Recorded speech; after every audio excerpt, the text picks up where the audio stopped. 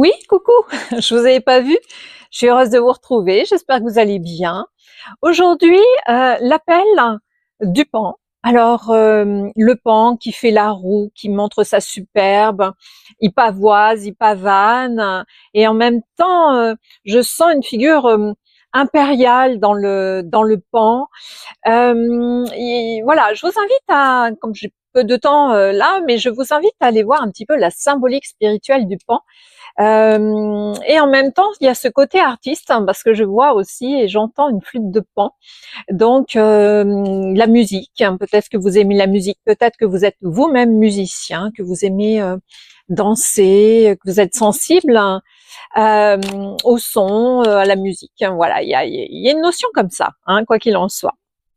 Et là, vous voyez, il y a aussi une question d'éventail. Vous voyez, là aussi, je fais rarement ça. Donc là, mettre les cartes en éventail.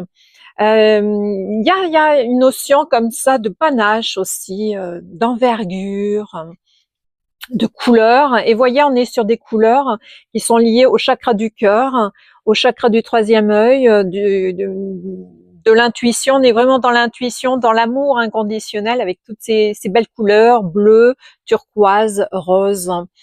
Donc il y a ces notions-là. Peut-être que vous nourrissez aussi en ce moment votre amour de vous, que vous êtes en plein épanouissement de votre troisième œil, de votre voilà, de vos capacités intuitives, hein, que vous pressentez les choses, ou peut-être aussi que vous êtes des personnes qui avaient des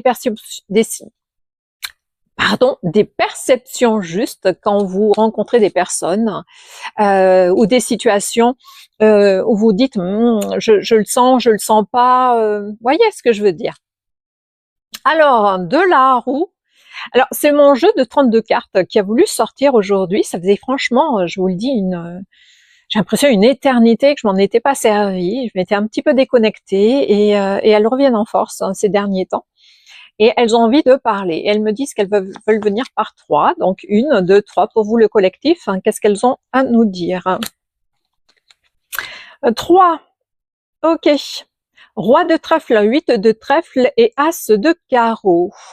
Donc ces cartes-là nous disent que justement, je vous parlais de souveraineté tout à l'heure, que vous allez retrouver votre souveraineté, vos dons, vos dons. Et que c'est votre contrat d'âme. En fait, tous les messages de ces trois cartes, je vous les ai donnés avant, tout simplement, là aussi par ressenti intuitif. Hein. Donc faites-vous confiance.